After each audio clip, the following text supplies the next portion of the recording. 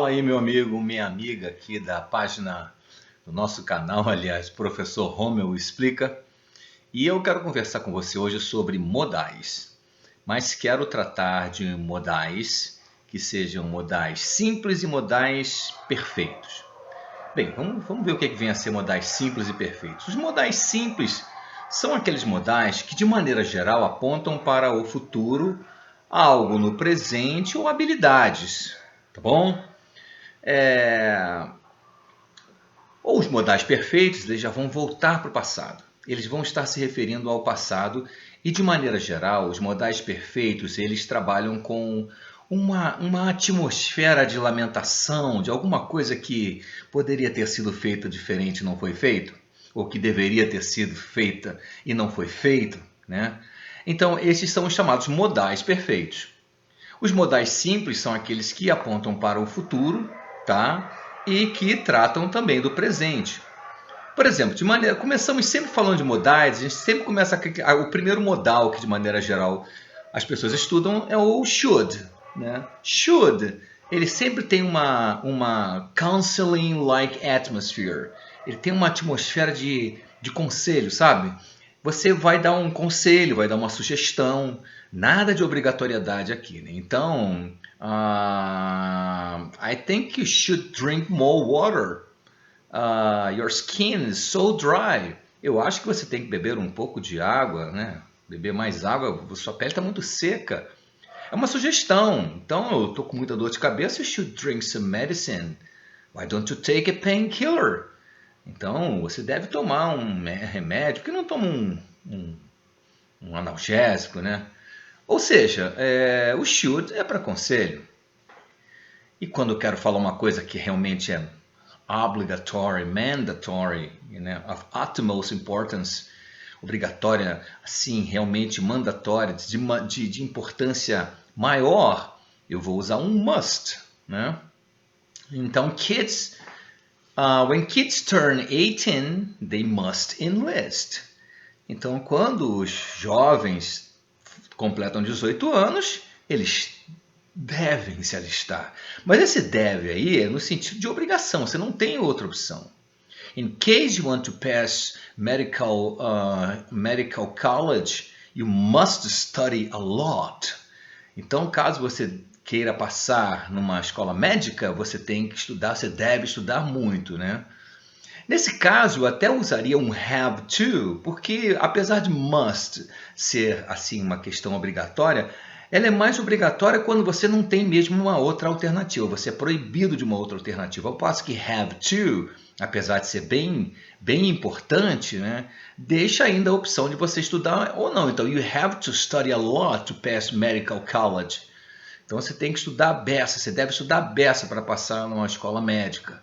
Eu preferiria essa segunda, porque o must é 100% obligatory, é 100% obrigatório.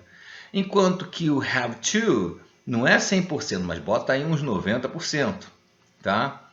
Veja que nós estamos falando de coisas para o futuro, tá?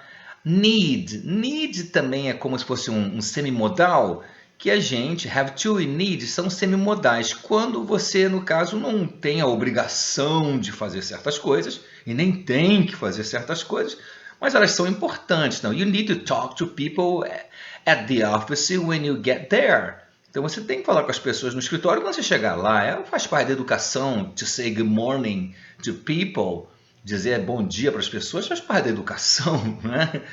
So you need to do it. Então você precisa fazer isso. You need, né? Você deve fazer isso. Mas need não é have to e nem must.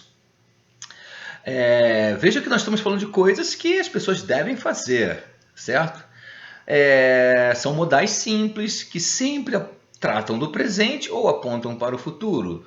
I do think that he can win the elections. Eu acho que ele pode vencer a eleição. Então eu uso can para mostrar uma real possibility, uma possibilidade real. E se eu acho que ele pode, né? Mas não é que ele pode. He may win the election. Eu já vou usar o may. Mas se é muito difícil ele ganhar, aí eu falo, look, I think he might win the election, but it's too hard. Então eu acho que ele até pode ganhar, né, a eleição, mas é muito difícil.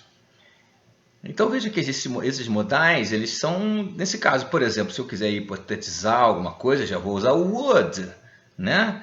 Então, if I were a bird, I would fly over all traffic jams.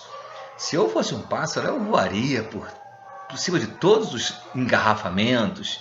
If I were the mayor, I would create, I would create a flyover connecting Barra to Bangu, for example. Então, se eu fosse o prefeito, eu faria um viaduto que ligasse a Barra a Bangu direto, entendeu? Bem, isso são coisas hipotéticas, né? Então eu uso o would, é um modal para coisas hipotéticas. Agora, os modais perfeitos, e as pessoas erram demais, porque muitas vezes nas provas a gente fala assim, diga o que fulano deveria ter feito e não fez. Ora, eu estou apontando para o passado agora. Ele deveria ter feito e não fez. You should have studied more, that's why you failed. Você deveria ter estudado mais, por isso você reprovou. You should have talked to her more clearly about the situation. Você deveria ter conversado com ela mais claramente sobre a situação.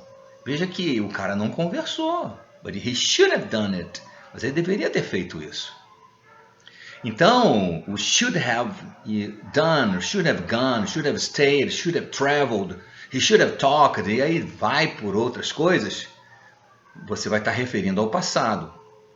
You should do, you should take, you should drink, está se referindo ao presente. Tá?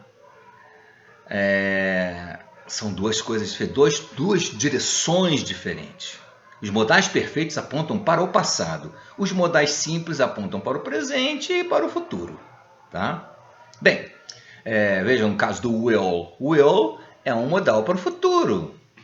Então, os modais são destinados ao futuro, presente ou passado. Modais perfeitos nós usamos para o passado. E o should vai dar aquele tom de lamentação de alguma coisa que você deveria ter feito e não fez. Ou, you could have talked to her, but you didn't. Você até poderia ter falado com ela, por que não fez?